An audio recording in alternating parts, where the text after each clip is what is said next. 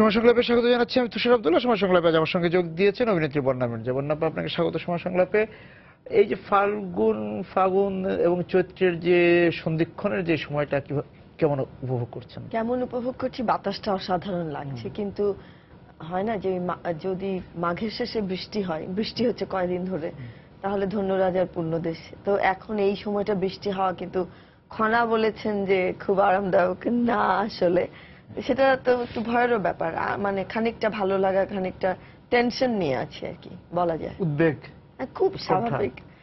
মেঘলা আকাশ এবং ওই যে ফাগুনের শেষ মুহূর্তের হাওয়া, চৈতালি হাওয়াটাও একদম মনে হয় চলে আসছে। আমার মনে হয় যে এই সময় কারো কাজ করা উচিত না, সবার খালি বেড়ানো উচিত, বসে থাকা উচিত, আর বৃষ্টি দেখা উচিত। কাজ করে কেমন মানে এমন আবহাওয়ায় মন তো পুরো উড়ু উড়ু, কাজ করতে ইচ্ছে করে না। হ্যাঁ, ফাগুন এবং চৈত্রের এই সময়টাতে একটু আষাঢ় শ্রাবণেরও স্বাদ আছে। বা এবার আমরা পাচ্ছি আর কি বলা যাবে।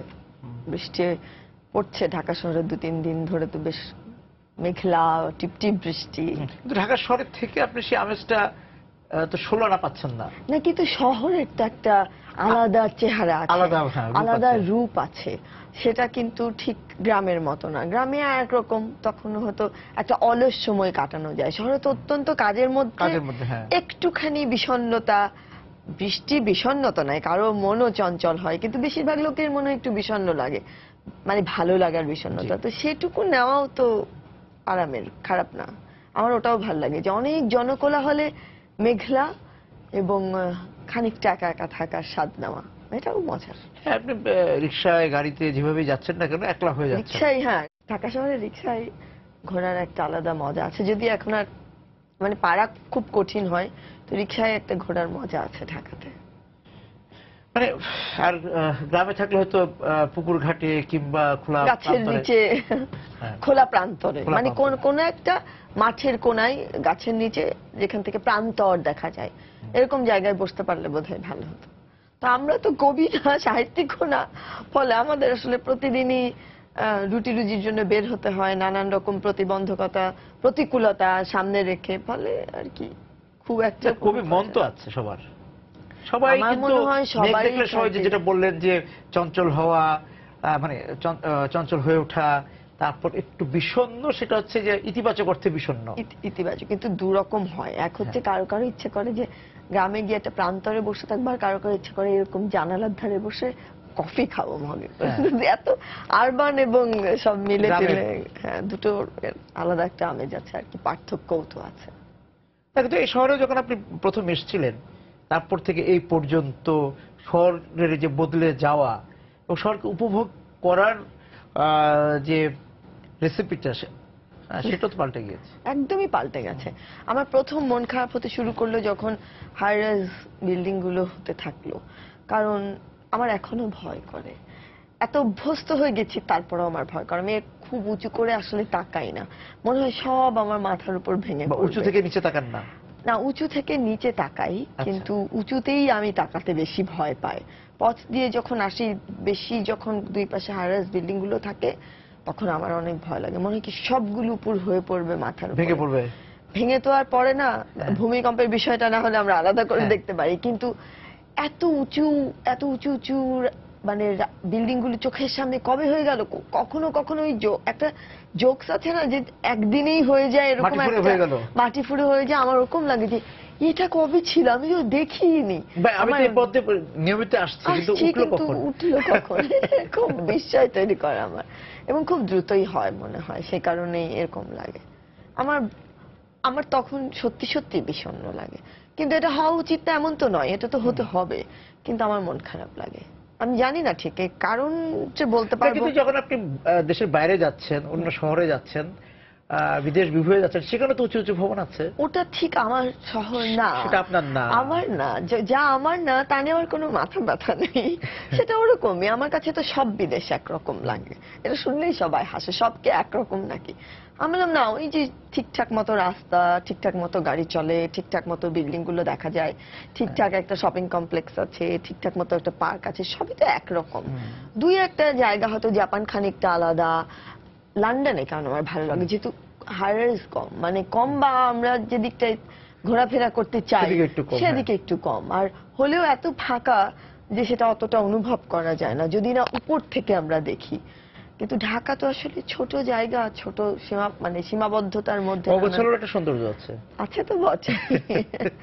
অগোছালো না, ঢাকা যে খুব অগোছালো তা কিন্তু আমি বলবো না। অগোছালো হয়তো পথঘাট, কিন্তু বিল্ডিং গুলোকে আপনি উপর থেকে দেখলে ঠিক না সেটা না, অগোছালো মনে হয় না কিন্তু। কিন্তু ওই যে অগোছালো বা অপরিকল্পিত কিছুটা, যে আপনি ঢাকার এই যে আপনি বহুদল ভবনের কথা বলছিলেন, সেখানে যে আগে যে বিশাল বারান্দা ছিল, যে বারান্দা পুরো পরিবার বসে চা খেতে পারতো, কফি খেতে পারতো, সেটা তো একটা হাই রাইজ বিল্ডিং আমরা আশাও করতে পারি হ্যাঁ, না। সেইখানে কিন্তু আর সেই নেই, সেটা বারান্দাগুলো থাকবে নেই, না। সেই জানালাও নেই। না, নেই। আর জানালা থেকে তো আকাশ, জানালাগুলো কেমন যেন ধীরে ধীরে ঘুলঘুলি হয়ে যাচ্ছে। ঘুলঘুলি হওয়ার চেয়ে বড় কথা জানালায় যে ওই যে খিড়কি বা জানালার যে কপাট, জি। কপাটটা না থাকাই বোধহয় আমি মানুষের মনোজগতের বোধহয় ওই কপাট খোলা আর কপাট থাকার পার্থক্যের যে জাগতিক পরিবর্তন, সেটা বোধহয় আমাদের খানিকটা হয়েছে। একটা মানে স্লাইড করে সরিয়ে দেওয়া কাচের জানালা তো আপনি পর্দা সরালেই দেখতে পাচ্ছেন অনেক কিছু। জি। তো জানালা কপাট খোলার যে অনুভূতি, সেটা বোধহয় আমাদের ধরে দাঁড়িয়ে একদম মনোজগতে অনেক পরিবর্তন তৈরি করে, নিশ্চয়ই করে। আমরা হয়তো অত সূক্ষ্মভাবে বুঝি না বা বুঝতে চাই না, কিন্তু এই যে দরজা খুলে দেবার, জানালা খুলে দেবার যে অনুভব, সেটা মনে হয় কাজ করে। আপনি শহর গ্রাম দুদিকেই যাতায়াত করেন, সেটা থেকে নগর যে গ্রামের দিকে রওনা দিয়েছিল এখন পৌঁছেই গেছে গ্রামে, এবং সেখানে এই যে নগর যখন পৌঁছে গেল গ্রামে, তারপর সেই নগরকে দেখে সেই নগরের সঙ্গে অভ্যস্ত হতে হতে সেটা মানুষগুলো কি বদলে গেল? মানুষ তো বদলাবেই, নগর তো আসলে এটা বলা যাবে না, এটা বদলালো শুধু নগরের জন্য না। নগর আমরা বলছি বটে, কিন্তু না, নগরের যে সুবিধা কিছু থাকবার, সেই ব্যবস্থাপনা কিন্তু আসলে তৈরি হয়নি। আমরা যতই বলতে থাকি নগর পৌঁছে গেল গ্রামে, কিন্তু এখনো এই যে সিটি কর্পোরেশন খানিকটা এক্সটেনশন হয়ে গেছে, সেখানে কি এমনও জায়গায় গেছে যেখানে এখনো ইলেকট্রিসিটি নেই। তাহলে আসলে এই যে তারা একটা ট্যাক্স দেবেন, তাই না, সিটি কর্পোরেশন ট্যাক্স তো দিতে হবে তাদের, সেটা কি আমি ঠিক জানি না যে সেটা আসলে এটার সাথে কতদিন থেকে দিতে হবে, এটা ডিক্লারেশনের পর থেকেই দিতে হবে কিনা। তারা তো কোনো সিটির সুবিধা পাচ্ছেন না, তাতে করে নগরটা নগরের মতো শুধু জায়গাটা মুখে মুখে বদলে গেল বা কাগজপত্রে বদলে গেল। আমার মনে হয় সেই জন্য মানুষ বদলায় না। নগরে তো নগর বদলে নগর সরে গ্রামে যাওয়ার কারণে মানুষের মনোজগৎ বদলাবে, বিষয়টা কিন্তু তেমন না। কারণ নগরের হাওয়া তো আসলে গ্রামে লাগবেই, কখনো না কখনো লাগতোই। আমি একটু বলছিলাম যে জাপান যেমন আলাদা, আমার কেন বলতে ইচ্ছে করছে এই কথাটা, যে জাপান একটা অদ্ভুত দেশ, যেখানে সবটাই গ্রামটাও নগর, সকল নাগরিক সুবিধা সেখানে আছে। যদি আমরা ছোট ছোট প্রত্যন্তও দেখি, প্রান্তেও একটা শহর দেখি, শহর বলি গ্রাম দেখি, সেই গ্রামটা শহরের মতন। সেখানেও ইন্টারনেটের কোনো দুরবস্থা নেই, সেখানেও একই রকম আছে, যেটি হয়তো টোকিওতে খানিকটা বেশি লোক চলাফেরা করে, ওই যে অর্থে থাকে আর কি, রাজধানী বা শহরের বাণিজ্যিক শহর, হ্যাঁ সেই অর্থে আছে। কিন্তু একই রকম সুবিধা টোকিওতে যারা পাচ্ছেন, প্রান্তেও তারা পাচ্ছেন। আমাদের কিন্তু তেমনটা নয়, বা পৃথিবীর খুব সব জায়গাতেও কিন্তু তেমনটা নয়। সেই কারণে আমি বলবো না যে এতে করে খারাপ বা ভালোর কোনো বিষয় আছে।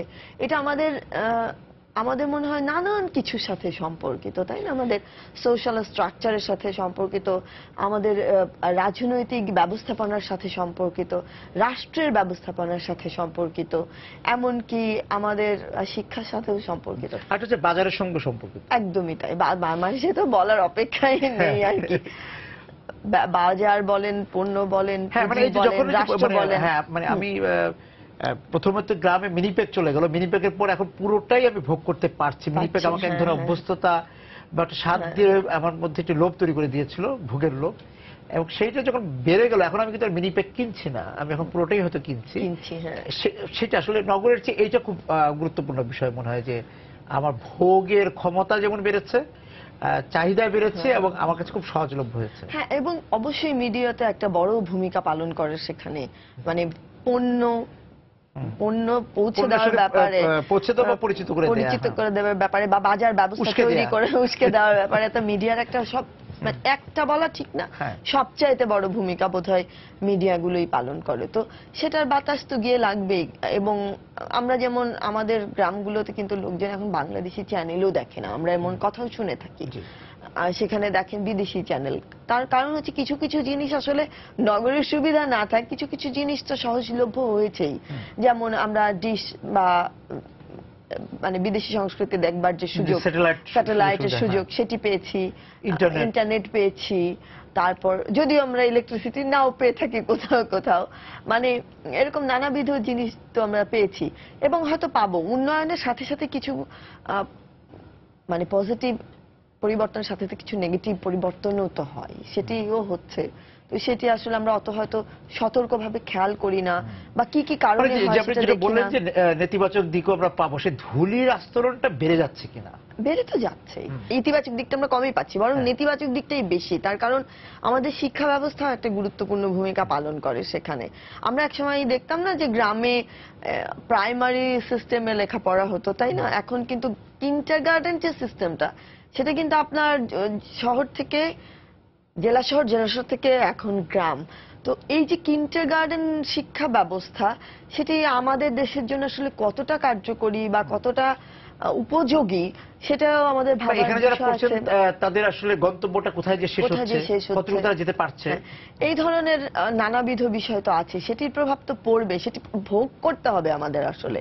মানে আমরা তো এই সময় ভোগ করবো না, আমরা এই যে এখন যেমন ভোগ করি, এটা একটা কনসিকুয়েন্স। এটি নিশ্চয়ই 20 বছর আগে ঘটে যাওয়া বা 15 বছর আগে শুরু হয়ে যাওয়া আগের ঘটনার ভোগান্তি ফলাফল আমরা পাচ্ছি, তেমন আমরা আসলে পেতে থাকবো। এখনই বসে বলতে পারবো না পুরো বিষয়টি এরকম না, সেটা কেমন হবে আমরা জানি না। মানে তার ক্রিয়া প্রতিক্রিয়া তো সময় নেবেই তো, তা তো বটেই।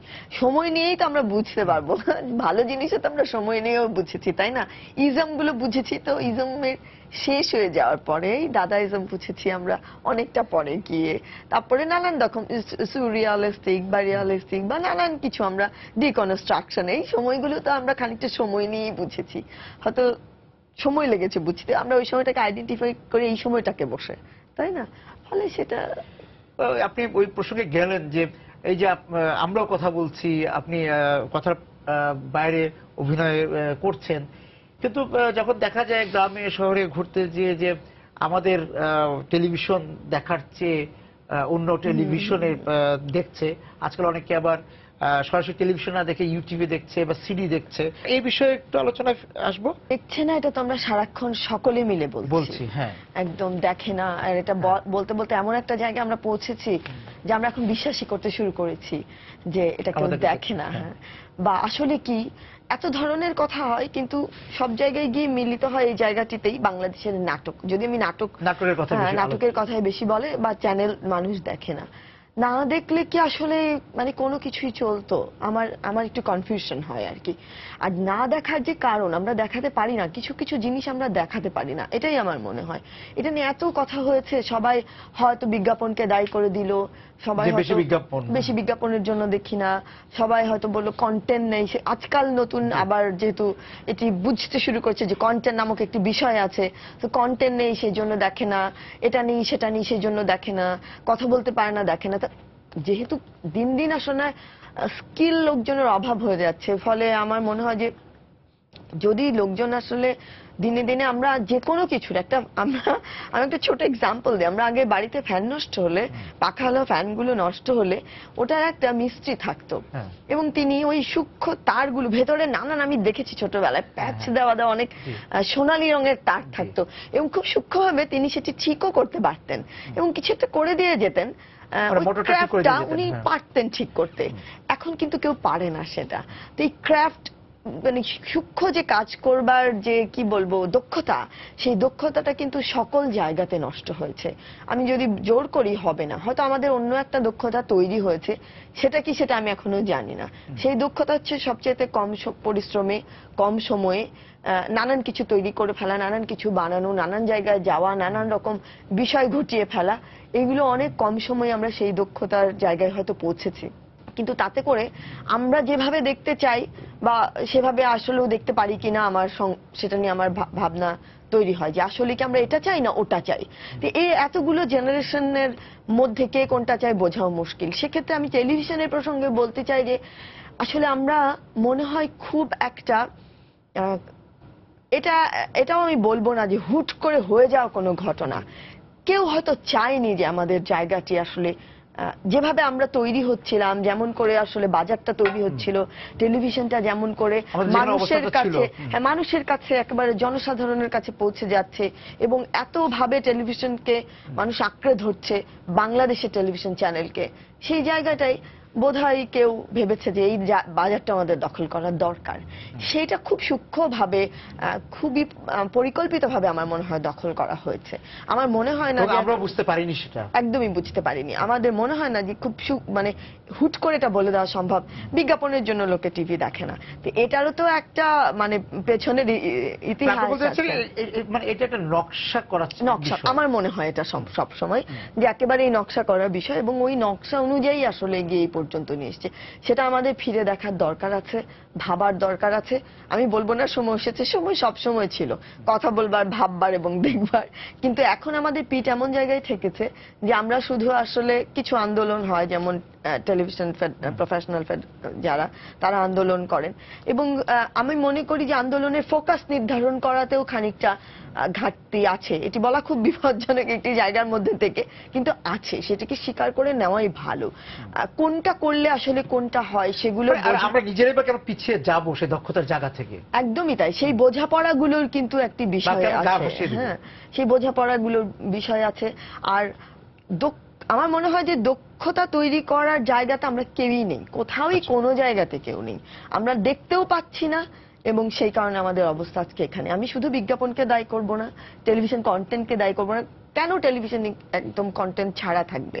সেটা থাকার কোনো কারণ নেই। প্রত্যেকটা নিউজ চ্যানেল তো তার কন্টেন্ট আছে, সে তো জানে তার প্রোগ্রামগুলো কেমন হয় এবং কন্টেন্ট তৈরি করে নিজের মতো দাঁড়ানো। ইভেন প্রোগ্রাম চ্যানেলগুলো একজন আরেকজনের না দেখে যদি নিজের মতো করে তৈরি হতো, সেটা কিন্তু একটা সময় শুরুও হয়েছিল, থামলো কেন? তাহলে এখানে আমি মনে করি না এই থেমে যাওয়াটা আসলে কেবলই অদক্ষতা, এটার পেছনে একটা নকশা আছে, কেউ চেয়েছে, সেইভাবে সে এগিয়েছে, সে সাকসেসফুল হয়েছে এবং আমরা তাকে সুযোগ করে দিয়েছি। এবং এই যে আমাদের যে আমরা যে গা ভাসিয়ে দিলাম, সেটা হতে বলছিলাম যে আমরা যখন নাটক লিখছিলাম, আমরা যখন নাটকে অভিনয় করছিলাম, এই কন্টেন্টের কথা আমরা বলছিলাম, আমরা আমাদের যে সমৃদ্ধ জায়গা ছিল সেই জায়গাটা আমরা ছেড়ে দিলাম। সেই সক্ষমতা তো আমাদের ছিলই। আমি বলবো না যে এখনো নেই, কিন্তু সক্ষম লোকগুলো সুযোগ পাচ্ছে না, কারণ এত গুটিয়ে গেছেন। হ্যাঁ, গুটিয়ে গেছেন, সরিয়ে নিয়েছেন। এত বেশি অদক্ষ লোকজন জায়গা পেয়ে যাচ্ছেন, যারা জায়গা দিচ্ছেন তাদেরও ভাবা দরকার আছে। এবং আমি মনে করি যে একটি আন্দোলন করে সেই জায়গাগুলো বদল করা সম্ভব হবে না আদৌ। আমাদের নিজেদের বোঝাপড়ার জায়গাটা খুব সতর্কভাবে এবং ভেবে তৈরি করার প্রয়োজন আছে। আমরা জানি না আসলে যে নকশার কাছে পরাজিত হয়েছে, সেই নকশা, সেই পরাজয় থেকে আবার যদি আমরা আগের জায়গায় ফিরে যেতে চাই, আমাদের একটা নকশার প্রয়োজন আছে নিশ্চয়ই, বা নকশাটা বুঝতে পারার বিষয় আছে। আমাদের ওই যে আমরা যে বললাম যে আপনি একটু আগে বলছিলেন যে আসলে আমাদের নিজেদের দক্ষতাও বাড়াতে হবে। অনেকেই বলেছেন এই আন্দোলনের সময় যে আসলে আমরা কেন নিজেরা ভালো কাজ করি না, না করে অন্য কিছুকে বন্ধ করতে চাই। এটা বোধহয় একটু ব্যাখ্যার প্রয়োজন আছে। সেটা এইরকম মনে করি আমি, আমাদের ভালো কাজ আমরা করি না বিষয়টা এরকম মোটেই না, করা হচ্ছে, কিন্তু কোথাও যে দেখাতে পারবো এবং সেটাকে ফোকাসে নিয়ে আসতে পারবো এবং দর্শক যে মনোযোগী হবেন সেই জায়গাটিতে, ওই যে দেখানোর যে জায়গাটি, সেটিতে আমরা কোথাও পিছিয়ে পড়ছি। সেই কারণেই আমি নকশার প্রসঙ্গটা নিয়ে এসেছি। আর আন্দোলনের প্রসঙ্গে আমি বলতে চাই যে প্রত্যেকেই জানে না, মানে যারা এই কাজটির সাথে যুক্ত প্রত্যেকেই জানে না তাদের কোন জায়গাটির জন্য আসলে তারা লড়াইটি করছেন। সেইটি বোধহয় প্রত্যেকের পরিষ্কারভাবে জানা দরকার এবং কারণটি কি, সেটিকে আসলে আরো গুরুত্বপূর্ণ বিষয় হচ্ছে বিরুদ্ধে, কার বিরুদ্ধে। আচ্ছা, এটি যদি আমরা না জানি, বিরুদ্ধে বলতে আমি ধরে নিই যে দীর্ঘ সময় ধরে আমাকে কেউ শোষণ করছে ধরে নিই, তাহলে আমার আন্দোলনটা আসলে কার বিরুদ্ধে হবে? শোষকের বিরুদ্ধে। খুব স্বাভাবিকভাবে প্রতিপক্ষ চিহ্নিত করা, আমি প্রতিপক্ষই এখনো আমার নির্ধারণ করা নেই যে আমার প্রতিপক্ষ আসলে কে। তো যখন আমি সেই বিষয়টির মধ্যে থাকি এবং আমি প্রতিপক্ষ চিনি না, প্রতিপক্ষ খুঁজতে থাকি এবং আমি জানি না আমার প্রতিপক্ষকে, তখন সকল সময় এটি ভুল হবার দিক নির্দেশনায়, ভুল হবার ঝামেলা থাকতে পারে। আমি সেটি বলেছি। দক্ষ থাকলেও যে আমরা সবসময় আমরা একটি ভালো কাজ করে অনেক ভালো কাজ করে ফেললাম, কিন্তু এই মুহূর্তে আমরা সেটি দেখাতে পারবো কিনা আমার যথেষ্ট সন্দেহ রয়েছে সেই বিষয়ে, এবং সেটির জায়গা দেওয়া হবে কিনা এবং সেই কাজ থেকে আমরা সামনে আনতে পারবো কিনা। কারণ এত কিছুর ভেতরে আসলে কখনোই তো আসলে ভালো কাজ, অনেক বেশি কোয়ালিটি প্রোডাক্ট বেশি করা সম্ভব না, কমই করতে হবে। ফলে ওই কম কাজটাকে আপনি কতটা হাইলাইট করতে পারবেন এবং সেটি নিয়ে আসতে পারবেন, সেটি গুরুত্বপূর্ণ। আর দর্শকের সম্পর্কে বলবেন, দর্শকের রুচি, দর্শকের স্বাদ। আমি একটা কথা শুনে থাকি যে দর্শক নেয় না, খায় না, এটা নিশ্চয়ই সকলেই শুনে থাকেন। কিন্তু দর্শকের রুচি স্বাদ তৈরি করবার দায়িত্ব কার ছিল? নিশ্চয়ই আমাদেরই ছিল। এবং এমনও আপনি কোন চ্যানেলে যদি দীর্ঘ সময় ভালো কিছু, মানে ভালো বলতে আমরা ধরেন ক্লাসিক্যালি শোনাচ্ছেন সব চ্যানেল, একটা সময় তো সে শুনতে বাধ্য, টেলিভিশন তো আপনি দেখতে বাধ্য, এটা তো আপনাকে আসলে খুললেই দেখতে হবে, এটা তো আপনি টিকিট কেটে দেখতে যাবেন না। ফলে আপনার কিন্তু খানিকটা বাধ্যবাধকতা আছে। কিন্তু এত স্যাটেলাইটের, এত চ্যানেলের মাঝখানে, সেটাই বলছি, বাংলাদেশি চ্যানেলগুলো যদি আসলে দর্শককে এমন দিতে থাকে দিনের পর দিন, তাহলে আসলে আর কোনো উপায় থাকবে না তার। যদি বাংলাদেশি চ্যানেলটা দেখতে চায় তাহলে তাকে ভালোটাই দেখতে হবে, কোনো অপশন থাকবে না। এখন এত চ্যানেলের মধ্যে সে তো, আমরা তো সকল সময় খুব সহজে খারাপ জিনিসটা বেছে নিতে পছন্দ করি। খারাপ শব্দটা আসলে ভালো খারাপ ব্যাপারটা না, যা কিছু একটু লাইট, যা নিয়ে ভাবতে হয় না, হ্যাঁ একটু ভাবার সংকট তৈরি হয়, ভাবতে গেলে একটু কষ্ট হয়, সমাজ যেরকম না, আমরা যেরকম না, সেরকম বিষয় দেখানো হচ্ছে। হ্যাঁ, সেরকম হলো, বা আমরা তো আগেও দেখেছি, সবসময় আমরা জানি বাংলাদেশে তো অনেক রেওয়াজ আছে বিদেশি সংস্কৃতি থেকে নেওয়ার। আমি লোকনাটকে দেখেছি, আমি কুদ্দুসবাতি পারফরমেন্সে দেখেছি, নানান রকম রেফারেন্স আসতে দেখেছি, এবং সেটি বাংলাদেশি কোনো জিনিসের রেফারেন্স নয়।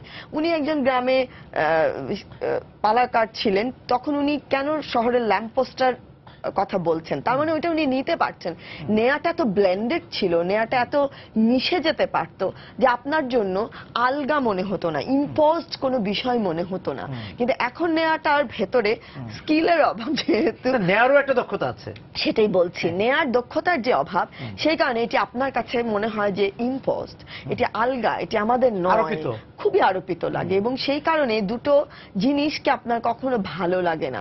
আমরা ইন্ডিয়া থেকে, আমাদের পাশের দেশ থেকে সবচেয়ে বেশি নিয়ে থাকি, আমি দেখে থাকি, নিয়ে থাকি, সুযোগ বেশি তাদের। কিন্তু ওরাও যে নেয় না, ওরা কখনো এমন ভাবে নেয় যে তাদের বিষয়টার মধ্যে এমন ভাবে ব্লেন্ড করে যে কিনা মনেই হয় না যে ওটা আর একটা জায়গা থেকে, পাশ্চাত্য থেকে নেওয়া। এটা কিন্তু আমরা কখনো ফিল করি না। আমরা বলার সময় রেফারেন্স দিই ইন্ডিয়া, কিন্তু ওটা যে পাশ্চাত্য থেকে এসেছে, আমি একটা মোটা দাগেই এক্সাম্পলটা দিচ্ছি, সেটা বুঝতে পারি না। কিন্তু আমরা নিলে অনেক সহজে মনে হয় আমরা ইন্ডিয়ান জিনিসটা নিয়ে ফেলেছি। কেন? তার কারণ আমরা আলাদা করতে পারি। বাংলা সাহিত্য, বাংলা সংস্কৃতি, বাংলা সঙ্গীত সবাই কিন্তু নিয়েছে, সব সময় ছিল এটা নেওয়ার, এবং দেয়া নিয়ে একটা পশ্চিমা পূবের মধ্যে সব সময় ছিল, এবং এটা আসলে থাকবে, এটা না থাকার কোনো কারণ নেই। কিন্তু নেওয়াটা তো, শব্দটা বলতে চাই আমি, যদি এটা ব্যবহার খুব কলকালি, আদিক্ষার মতন আর কি, হ্যাঁ, যে এটা মানে চোখে লাগার মতন, এটা দেখ, মানে আদিক্ষতার মতো, এটা এমন সুন্দর করে তৈরি হয়ে ওঠে না।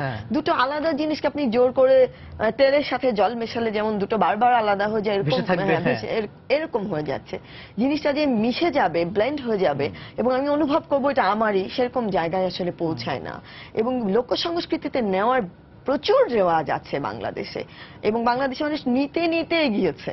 সেটি বাংলা সংস্কৃতি একটা বিশাল মানে পরিসরে ভাষা নিয়েছে, সকল কিছুতে। আমরা আমাদের ভাষাতেই তো কত ভাষা ঢুকেছে, আছে, যা বাংলা ভাষা হিসেবে রয়েছে, ইংরেজি থেকে থেকে, নানান কিছু থেকে। কেন তারপর আমাদের এত খারাপ লাগে এখন কোনো কিছু নিতে? তার কারণ আমরা নেওয়ার যে দক্ষতা এবং নিয়ে নিজের করে তোলবার যে দক্ষতা, সেই জায়গায় পৌঁছাতে ব্যর্থ হয়েছি বলবো না, হচ্ছি। সেই কারণে আসলে আমাদের এত খারাপ লাগে। শুরু করেছিলাম সন্ধিক্ষণ দিয়ে, সময় সন্ধিক্ষণ, ফাগুন এবং চৈত্রের সন্ধিক্ষণ। আমরাও একটা সন্ধিক্ষণের মধ্যে মনে আছি যে সময় সন্ধিক্ষণ। আমাদের সন্ধিক্ষণটা অনেক লম্বা হয়ে গেছে, এখন মনে হয় দীর্ঘ সন্ধিক্ষণ ইতি টানা প্রয়োজন আছে। এবং ওই যে আপনি যেটা বলছিলেন যে আমাদের শুরু করতে হবে আবার, একদমই তাই, বুঝে নিয়ে শুরু করতে হবে। সব শুরু না বুঝে করতে গেলে আবার আমাদের একটা বিপদ হতে পারে। সুতরাং সাবধানে, সচেতন ভাবে, সতর্কতার সঙ্গে। আপনাকে অনেক ধন্যবাদ আমাদের সঙ্গে। আপনাকে অনেক অনেক ধন্যবাদ এই সঙ্গে আমাকে অতিথি হিসেবে আমন্ত্রণ জানার জন্য, এবং যারা স্টুডিওতে আছেন সকলকে। দর্শক যারা ছিলেন আজকে আমাদের সঙ্গে এই আড্ডায়, আপনাদেরকে ধন্যবাদ জেনে শেষ করছি আজকে সময় সংলাপ। দেখা হবে আগামী দিন। সময় সুন্দর থাকুন।